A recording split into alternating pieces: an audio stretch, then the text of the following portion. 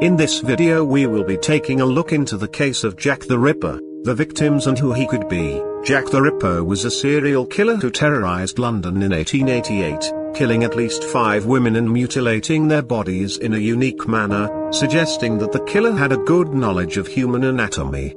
The culprit was never captured, or even identified, and Jack the Ripper remains one of England's, and the world's, most infamous criminals. All 5 killings took place within a mile of each other, in or near the Whitechapel district of London's East End, from August 7 to September 10, 1888.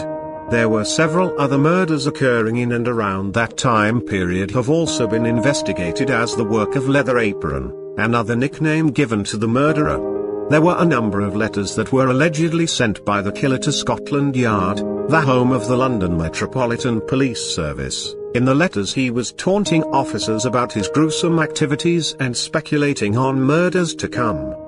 The moniker Jack the Ripper originates from a letter, which may have been a hoax, that was published at the time of the attacks. Despite the countless investigations claiming definitive evidence of Jack the Ripper's identity, his or her name and motive are still unknown.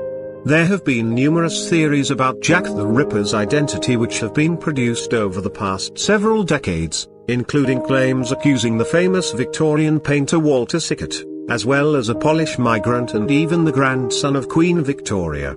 Since 1888, there has been more than 100 suspects named, which has contributed to the widespread folklore. Now we are going to take a deeper look at the most likely suspects and all the information that we have on Jack the Ripper. Early into the investigation, the police believed that the gruesome murders were being carried out by one of the local gangs. However, by the time of the murder of Annie Chapman on 8 September 1888, the police seemed to have decided that they were, in fact, looking for a lone assassin. There was a lot of speculation that the killer demonstrated some knowledge of medical or anatomical knowledge. Because of this, the police began looking into the activities of several medical students who had spent time in asylums. But this line of inquiry hit a brick wall as the movements of these students were accounted for and they were ruled out of involvement in the crimes. Others suggested that the murderer was not demonstrating any great degree of medical skill and opined that his abilities were little more than those of a butcher. The police, therefore, carried out inquiries into the numerous local butchers and slaughterhouses. But, yet again to no avail, and nothing came of their investigation as the alibis checked out, eliminating all the suspects involved. Throughout the hunt for Jack the Ripper, the police were convinced that they were looking for a suspect who lived locally to the district, and the whole investigation focused in and around the areas where the murders were committed. There were 2,000 interviews carried out by the Victorian police officers, more than 300 people were investigated and 80 people were arrested. It is also possible that Jack the Ripper was one of these, but none of the investigations gave anything concrete that would enable the police to point the finger at one suspect and say that he was Jack the Ripper. Over a dozen murders between 1888 and 1892 have been speculatively linked to Jack the Ripper, but only 5 are considered to be definitely committed by the Ripper. The victims were Mary Ann Nichols, found August 31st, Annie Chapman, found September 8th, Elizabeth Stride, found September 30th, Catherine Eddowes, found September 30th, and Mary Jane Kelly, found November 9th. All but one of the 5 victims were killed while soliciting customers on the street. In each case the victim's throat was slit, and the body was usually mutilated in a manner indicating that the murderer had at least some knowledge of human anatomy. Around the time of the murders, the police received half of a human kidney which may have belonged to one of the victims. They also received a series of taunting letters from a person calling himself Jack the Ripper and purporting to be the murderer. Strenuous efforts were made to identify and trap the killer, all to no avail. A great public uproar over the failure to arrest the murderer was raised against the Home Secretary and the London Police Commissioner, who resigned soon afterward. And now on to the suspects. I have researched as many of them as possible, and I am going to present you with the 5 suspects I think have a higher likelihood of being Jack the Ripper.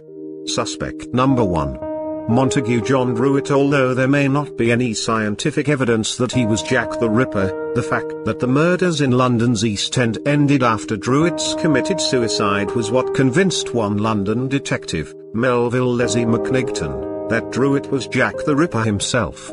Montague John Druitt was an Oxford-educated man from a good family, although he was thought to be sexually insane by some. He was born in Wimborne Minster, Dorset, and during his lifetime he once worked as an assistant schoolmaster in Blackheath, London. Many people believe Druitt was behind the murders, as they are convinced that Jack the Ripper was local to the Whitechapel area and Druitt resided a just few miles away on the other side of the Thames, and he was also seen in the Whitechapel area around the time of the Jack the Ripper murders happened. On November 9, 1888, 7 weeks after the murder of Mary Jane Kelly, which is believed to be Jack the Ripper's final murder, Druitt's body was found floating in the Thames. The police believed that the cause of death was a suicide, and that he had been at the bottom of the river for at least several weeks. Around the time the final murder, suspect number 2 Carl Feigenbaum, a very likely suspect behind London's Jack the Ripper murders, was the 54-year-old German Carl Feigenbaum, who was a merchant sailor. Feigenbaum was known to be a psychopath who has also confessed to mutilating women in the past, and even his own lawyer believed that his client was Jack the Ripper. Feigenbaum went by many aliases during his lifetime, and was known to be working as a merchant on ships that had been docked near Whitechapel. Records prove that Feigenbaum was working in Whitechapel on every single date of the 5 Jack the Ripper murders in London's East End, and he and his co-workers were often seen at the nearby brothels the time of the murders. After Feigenbaum emigrated to New York around 1890, he was convicted of murdering a woman by the name of Juliana Hoffman, and was sentenced to death by way of the electric chair for the crime. Experts and investigators in the case also pointed out that there were striking similarities between London's Jack the Ripper murders and the slaying of Hoffman, in the way the bodies were mutilated in very similar ways. Suspect number 3 Aaron Kosminski. Several high-ranking police officers believed that the Polish barber Aaron Kosminski was behind the Jack the Ripper murders in the East End of London, and the fact that his DNA was found on Catherine Eddowes' shawl certainly doesn't help his case. Kosminski was born between 1864 and 1865 in Russia, and had settled in London in the early 1880s. Kosminski was Jewish, and was living and working as a hairdresser in Whitechapel during the time of the Jack the Ripper murders. He had a very strong hatred towards women and had homicidal tendencies. He was even sent to an asylum in 1889, where he died shortly afterwards. Police documents from the time of the murders revealed that officers suspected a man by the name of Kosminski, although Aaron Kosminski wasn't pinpointed as the suspect until many years later. Suspect number 4 Francis Craig. In recent years, many Ripper experts have started to believe that Mary Jane Kelly's husband, Francis Spurzheim Craig, was behind all the Jack the Ripper killings in London. Craig was working as a reporter at the time of the murders, and he was even covering the police courts and inquests on the Whitechapel murders, as well as other crimes in London's East End. Craig was born in 1837, he was the son of a well-known Victorian social reformer, and some people suggested that Craig was suffering from some form of mental illness, but more specifically, schizotypal personality disorder. He lived in Whitechapel on Mile End Road, which is just 7 minutes away from the first Jack the Ripper murder, and in 1884 he married Elizabeth Weston Davis, who may have been a prostitute who went by the name of Mary Jane Kelly, Jack the Ripper's final victim. Theories suggest that once Craig discovered his wife was working as a prostitute, she went into hiding in the East End under her alias, and Craig started plotting her murder, but as a cover-up to disguise his involvement he killed 4 other prostitutes in the area beforehand. The final suspect number 5 Walter Sickert. Sickert was born in Munich in 1860, and moved with his family to London in 1869. Sickert was known for painting prostitutes, and some believe that he used to include some clues about the Jack the Ripper murders into his artwork.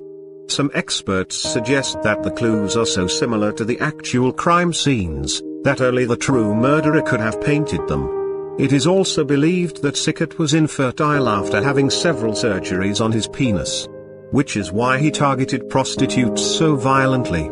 Many serial killers throughout history have been proven to be impotent or suffer from sexual problems, as the act of killing becomes their only means of sexual fulfillment. DNA of Sickert was also found on several of Jack the Ripper's letters. But it still wasn't enough to convince the police that Sickert was behind London's Jack the Ripper murders. Unfortunately, Sickert passed away in 1942, and took his many secrets to his grave with him. After looking at all the evidence, I came to the conclusion that all of the suspects were capable, but I think Jack the Ripper was suspect number 2. Due to the fact that he was docked and out drinking at brothels every night of one of the murders, along with Havon previous for mutilating woman, and the fact he was convicted and sentenced to death for a very similar murder including mutilating his victim in New York, rings alarm bells. But I don't know. Let me know in the comments what you think and who you think is likely to be Jack the Ripper. Thanks for watching. Please don't forget to like, comment, share and subscribe.